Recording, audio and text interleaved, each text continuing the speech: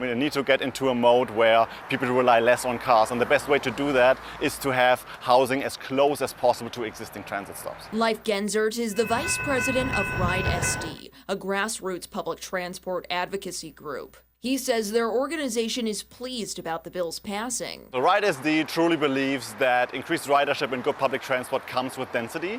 So we need to focus on both. We need to make the infrastructure of public transport better, and we need to increase density to increase ridership on the existing routes. But not everyone supports the legislation, including Neighbors for a Better San Diego and Neighbors for a Better California. The latter of the two recently hosted a protest in Claremont just a few weeks ago. The concern is that the zoning changes will force residents in single-family communities into competition with developers who would be incentivized under the new rules to purchase properties near transit corridors. Saturday, Neighbors for a Better San Diego tells me, quote, SB 79 is based on the misconceptions that the production of new housing in California is limited by places to build it, particularly next to transit stops.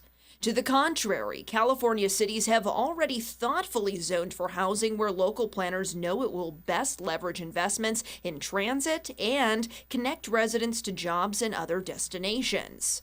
Despite these prior efforts to encourage housing near transit, zoning for new housing doesn't mean that it actually gets built, an issue that SB 79 doesn't address in any way.